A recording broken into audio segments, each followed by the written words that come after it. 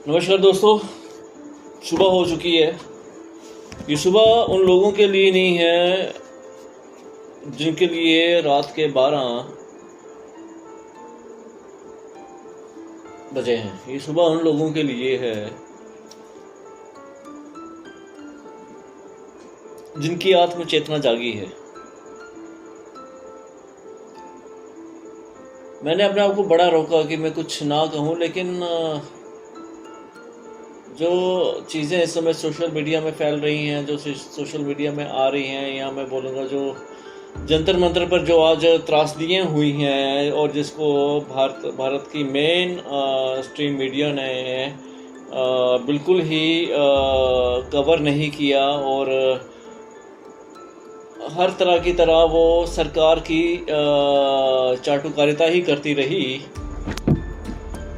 और social media के कुछ दृश्यों से जो चीज़ें सामने आई, उससे मन मेरा थोड़ा विचलित हो चुका है। और विचलित इसलिए हुआ है कि थोड़ा सा अभी जीवन में थोड़े प्राण अभी बाकी हैं, इसलिए मैं चुप नहीं रह सकता। ये दुख को मैं ऐसे अपने अंदर रख के नहीं रह सकता। जो तस्वीरें मैंने आज देखी और जो चीज़ें सामने आई, उसमें मुझे एक किसी महान शिक्षक की बातें याद आ रही थी कि जब जलियांवाला बाग हुआ था, तो जलियांवाला बाग में जो गोलियां चलाई थी, वो गोलियां चलाने वाले हाथ भारत के ही थे, क्योंकि जो उस समय पुलिस में थे वो भारतीय थे, वो कोई बाहर से थोड़ा ना लाए थे। ब्रिटिशर्स ने जो अपने यहाँ पर जो पुलिस वाले भर्ती किए थे वो भारतीय थे, और उन्होंने ही गोलियां चलाई और भारत के ही लोगों के ऊपर गोलियां चलाई। जो स्वतंत्रता संग्राम में जो क्रांतिकारियों को मारा गया या जिनको उड़ाया गया, तो वो उड़ाने वाले, वो तोप के आगे लगाने वाले लोग भी भारतीय थे, और जो लगे वो भी भारतीय थे, और उड़ाने वाले भी भारतीय थे। लेकिन जो पीछे हुक्म देने वाला था ना, वो अंग्रेज था। तो इसलिए हमारा जो आक्रोश था वो अंग्रेज के प्रति था। हम ये भूल चुके थे कि जो सब कर रहे हैं, जो उनके हुक्म की तामील कर रहे हैं, वो हमारे भारतीय ही हैं। मंगल पांडे की बात ले लीजिए, वो भी तो भारतीय था। उसने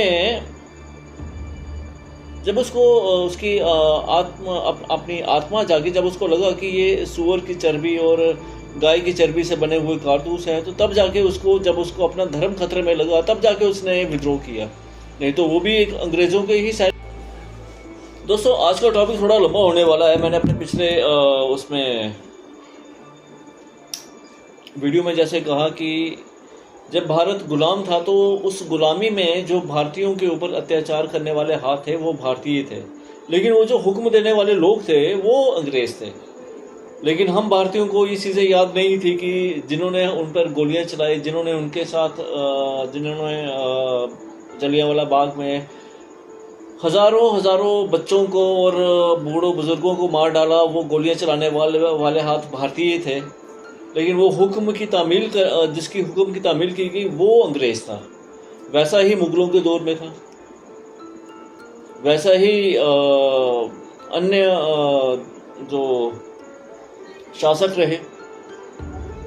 अब उस समय पुलिस जो थी, गुलाम भारत, जब हम गुलाम थे, जब हम अंग्रेज़ों के प्राधीन थे, तो वो जो पुलिस थी ना, अंग्रेज़ों ने एक बड़ी अच्छी चाल चली थी। उन्होंने भारतीयों को मारने के लिए भारतीय लोगों को ही पुलिस में भर्ती किया और उनसे ये काम करवाया, ताकि जो बदनामी हो तो पुलिस वालों की हो और उनके ऊपर कोई दाग ना लगे। जनरल डायर ने तो खाली हुक्म दिया था, तभी तो वो बच गया। लेकिन कहते हैं ना कि किसी न किसी का अंत तो होना बाकी है। जब कोई चीज़ हद से ज़्यादा गुजर जाती है, तो जब अत्याचार हद से ज़्यादा गुजर जाता है, तो उसका अंत होता ही होता है। अब उसके बाद की बात लेते हैं। जब 1947 के बाद जब हम आज़ाद हुए और हमें एक अपना स्वराज्य मिला और हमने इस देश का नवनिर्माण किया, सरकारें आई, सरकारों ने नवनिर्माण किया, चीज़ें बढ़ती रही। सन 47 के बाद सन 50 हुआ, 50 के बाद 70 हुआ। 70 के दशक के मध्य के दशक में राजनीति ने अपना सही रंग दिखाना शुरू किया। जब राजनीति ने अपना सही रंग दिखाना शुरू किया तो उसको लगा कि उसकी जो सत्ता है वो आम लोग उससे छीन के ले जा सकते हैं। इसी कारण सन 1976 में इमरजेंसी लगी। वो भी इमरजेंसी इसलिए लगी क्योंकि जनता को ये एहसास हो चुका था कि हमने जिस दल को वोट दिया है वो दल चुन के नहीं आया है।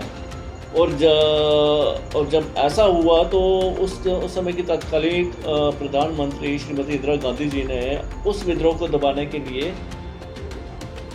इमरजेंसी लगा दी। मैं उस समय पैदा नहीं हुआ था, सन 1976 में मेरा जन्म है और उस समय मुझे पता नहीं है क्या क्या हुआ, लेकिन ऐसा ही रहा होगा। अब मैं 1976 से सीधे आता हूँ सन 1926 2000। जैसे कि मैंने कहा कि जब भारत आज़ाद हुआ अंग्रेज़ों की पराधीनता से, जब हम आज़ाद हुए और धीरे धीरे ये देश तरक्की की तरफ जाने लगा और तरक्की की राह में जो रोड़े आए, हमारे ऊपर कई युद्ध थोपे गए। सन 1947 में कबायली युद्ध हुआ, सन 1965 का युद्ध हुआ, सन 1962 का युद्ध हुआ, 65 का युद्ध हुआ, 1971 का युद्ध हुआ। उस समय तक हम एक संप्रभु राष्ट्र बन चुके थे क्योंकि हमने इन सभी युद्धों में विजय हासिल की। और कुछ ऐसे युद्ध थे जो निर्णायक साबित तो नहीं हुए, लेकिन उसमें हमें एक सबक सीखने को मिला। उसके बाद जब सत्ताधारियों को जब राजनीतिज्ञों को ये एहसास हो चुका है कि हमारे ऊपर अब जनता अंधविश्वास पूरी तरह निर्भर हो चुकी है, तो सत्ताधारियों ने अपना रंग दिखाना शुरू किया। और जब सत्ताधारियों की सत्ता को जब जनता ने ललकारा तो सन 1976 में पहली बार इमरजेंसी लगी और उस समय भारत में लोकतंत्र की पहली हत्या हुई। पहली हत्या करने का प्रयास हुआ, लेकिन जल्दी ही ये प्रयास विफल हो गया। 1976 के बाद 1970 में लोगों की मनपसंद सरकार आई और वो सरकार कितनी देर चली, कैसे चली, किस वजह से वो टूट गई, वो एक अलग बात है। उसके बाद 1976 में मेरा जन्म है और 1976 में मेरे पास मुझे इतना ज़्यादा ज्ञान नहीं है कि उस समय क्या क्या हुआ होगा, लेकिन जो मैंने सुना, जो मैंने पढ़ा है, जो मैंने अखबारों में पढ़ा है, जो मैंने रिसर्च करके पढ़ा हुआ है, तो उस समय वो लोकतंत्र का काला दौर कहा जाता है। उस समय कहा जाता है कि काली अखबार भी निकली थी, लेकिन जनता ने उसका जवाब दिया और अच्छे से दिया। और जो अत्याचार उस समय हुए, उन अत्याचारों को भी लिखा गया। उस समय जो मीडिया थी वो पूरी तरह एक स्वतंत्र मीडिया थी और इसी वजह से जो लोकतंत्र है वो बच पाया। मैं वही बात करूं अपने पड़ोसी राज्य की, तो वहाँ पर तो लोकतंत्र की हत्या उसी समय हो गई थी जब उनको उनका राष्ट्र मिला था। बहरहाल मुझे उनकी बात करनी ही नहीं है। अब मैं बात कर रहा हूँ, अब 1976 से सीधे आता हूँ 2026 में। अब आप कहेंगे कि 2026 में ऐसा क्या हो गया। 2026 में ऐसा मुझे इसलिए कहना पड़ रहा है कि आज जंतर मंतर पे जो मैंने दृश्य देखे, जो सोशल मीडिया पे दृश्य आए, आप यकीन माने दोस्तों, मुझे एक पल के लिए ऐसा लगा कि क्या हम ये अपने ही देश में देख रहे हैं? क्या ये अपने ही देश के लोग हैं जो ऐसा कर रहे हैं जंतर मंतर में बैठे हुए लोगों के साथ? और क्यों कर रहे हैं इसका मुझे कोई कारण नज़र नहीं आ रहा है। और वो इसलिए